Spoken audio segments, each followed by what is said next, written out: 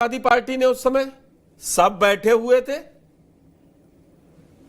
और किसी ने एक बार नहीं कहा कि मामला कोर्ट में लंबित है, किसी ने एक बार नहीं कहा ये आंकड़े सही नहीं है, या वो कह रहे हैं कि आंकड़े सही है तो फिर अब आप धरने वालों के साथ क्यों सरकार पे हमला बोल रहे हैं। किसी ने सदन के पटल पे ना हंगामा हो रहा था, मैंने स्पेशली आज ये वक्तव्य निकलवाया और सदन में बोला गया बात झूठ तो होगी नहीं।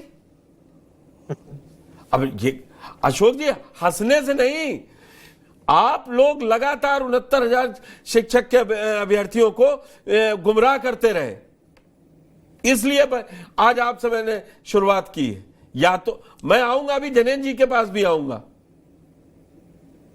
लेकिन पहले आपकी जिम्मेदारी है।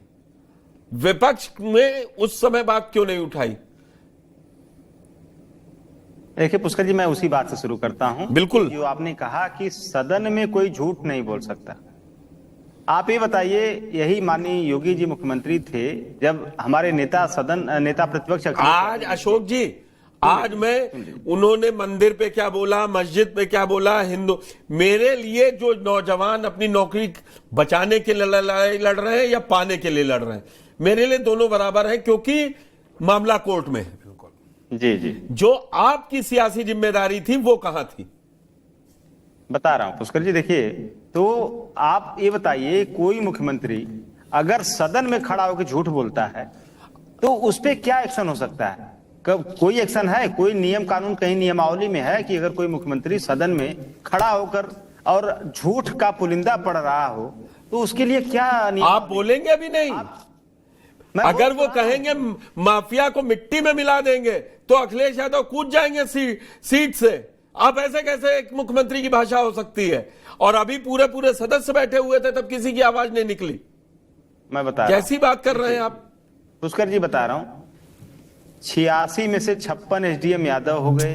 अब फिर इस सदन में सुन लीजिए, मेरी बात हो जाने दीजिए, फिर आप अपना कमेंट करिएगा। 86 में से 56 एसडीएम यादव हो गए। योगी जी ने कहा था, अभी तक वो लिस्ट दे नहीं पाए। उनका झूठ पूरे देश और प्रदेश के आगे बेनकाब हुआ। कितने बड़े झूठ बोलने वाले मुख्यमंत्री हैं मोदी जी के बाद। दूसरी बात, आपने जो कहा कि सदन में विरोध क्यों नहीं हुआ, माननीय मुख्यमंत्री जी दलीलें दे रहे थे, तो माननीय मुख्यमंत्री जी जो दलीलें दे रहे थे वो सरकार की तरफ से दे रहे थे। ये मुझे लगता है कि ये दलील उनको हाई कोर्ट में देनी चाहिए थी, जहां पे उनके सरकार के खिलाफ फैसला आया था। उस समय इनकी सरकार की दलीलें कहां चली गई थी? हाई कोर्ट ने माना ना कि उसमें 69,000 में लूट हुई है, तो ये दलीलें मुख्यमंत्री जी को और अपनी सरकार के अधिकारियों को वहां दिलवाना चाहिए था, जो जस्टिफिकेशन मुख्यमंत्री जी दे रहे थे सदन में खड़ा होकर के। और तीसरी बात, जब ये कहते हैं सबका साथ सबका विकास, सनातन एकता, हिंदू एकता, तो उस भाषा में एक धूर्तता छुपी रहती, कनिंगनेस। अब ये सुनिए, देखिए मैंने सवाल पूछा, कम से कम एक विरोध तो निकल जाता। एक तो कहते ये कैसे बोल रहे हैं, कोर्ट में कोई एक सदस्य कहीं पे तो खड़ा होकर बोल सकता था।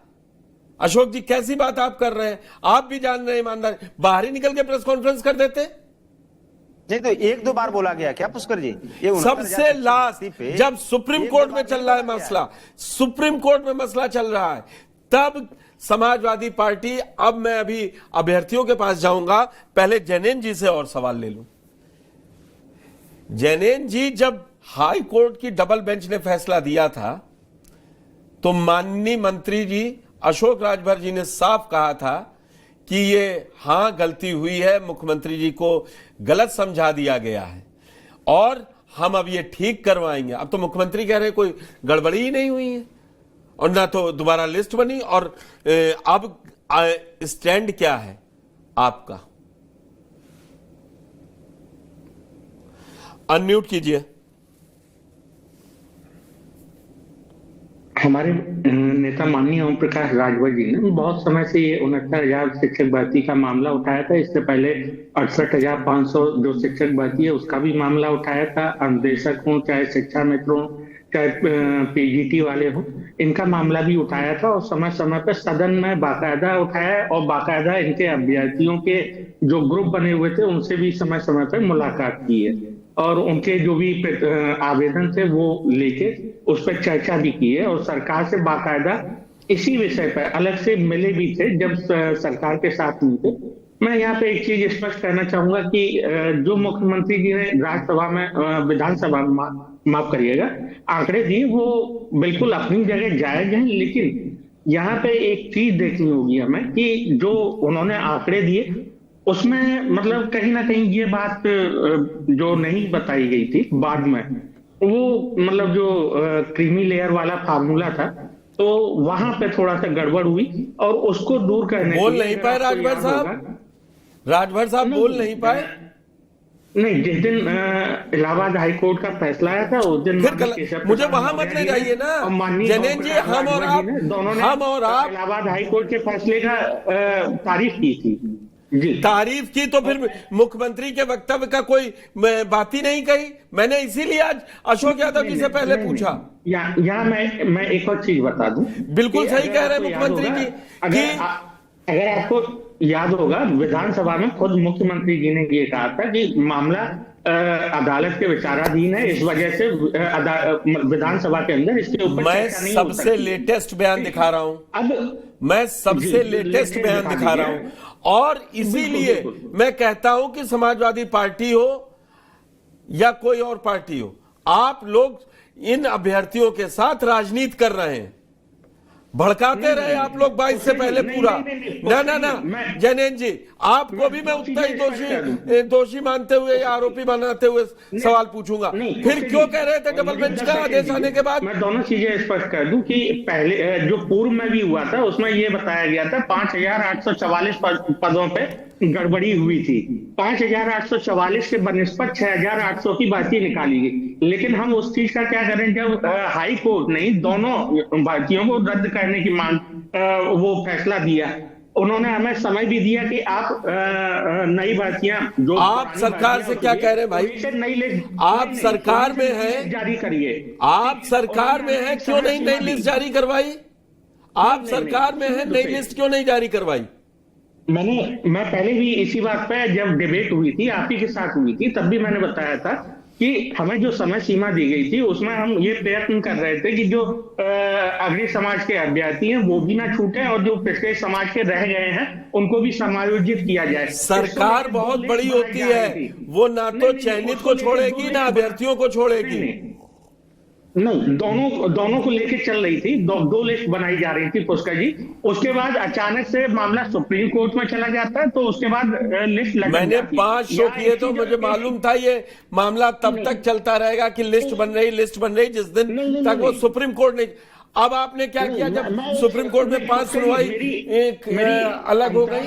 नहीं, मैं आपको बता देता हूं, मेरी अमिताभ सर से भी इस बारे में उसी दिन चर्चा हुई थी, अमिताभ जी से भी, और उन्होंने भी यही कहा था कि आप इंतजार करते रहे कि सुप्रीम कोर्ट में चला जाएगा। मैंने उस दिन भी ये बताया था स्पष्ट कि अगर हम लिस्ट पहले दिन ही निकाल देते तब भी वो सुप्रीम कोर्ट में जाना था, लेकिन सुप्रीम कोर्ट क्या कहती, जैसे उसने जून 2022। अरे आप तो अपना काम करते जिनके लिए लड़ रहे थे, सुप्रीम कोर्ट क्या करती है अभी बता दीजिए, सुप्रीम कोर्ट क्या फैसला करने वाली है? सरकार में ऐसे कार्य नहीं होते कि उस पर आगे जाके फिर से कोई तलवार लटक जाए। सरकार में कैसे काम होते हैं?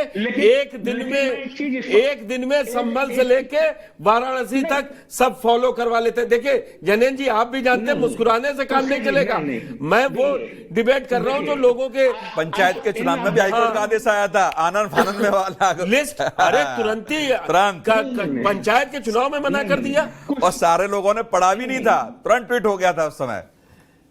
जनेन जी मानिए कि सत्ता में बैठे तो हाँ करनी पड़ेगी, ठीक है। मैं डॉक्टर सुनील कौशिक के पास जाऊंगा और आज आखिरी में विजय यादव और अभिषेक श्रीवास्तव के पास, ठीक है जनेन जी? नेक्स्ट राउंड आता है ना डॉक्टर साहब? ये आज इतना जो अभी था ना, मैंने इसीलिए दिखाया, हर राजनीतिक पार्टी अपने हिसाब से लेती, उसको कब हवा देनी है। अब कुंभ में पहुंच जाएंगे, अभी कल से सारे नेता समाजवादी पार्टी के उतर जाएंगे कि ट्वीट भी आ जाएगा कि इनका ख्याल नहीं कर रहे हैं। जब करना था सदन के अंदर तब चू नहीं निकली। देखो अशोक यादव जी ने एक सवाल का जवाब क्या दिया, हम क्या करते, कई बार झूठ बोलते हैं। आप सरकार में रहे हैं, आपको नहीं पता कि सदन में कोई सदस्य झूठी सूचना देता है? मैं वही कह रहा हूं, या तो उसी सदन सत्र जो चल रहा है या तो उसी में संशोधित बयान आएगा या अगला सदन चलेगा उसके पहले सप्ताह में वो संशोधित, जहां जो झूठ बोला है उसको संशोधित करके वो देंगे। अरे कई बार चेंज हुए हैं, यहाँ से लेके लोकसभा राज्यसभा सब इस जगह। मुद्दे पर क्या समाजवादी पार्टी ने लिखित में सदन को अवगत कराया?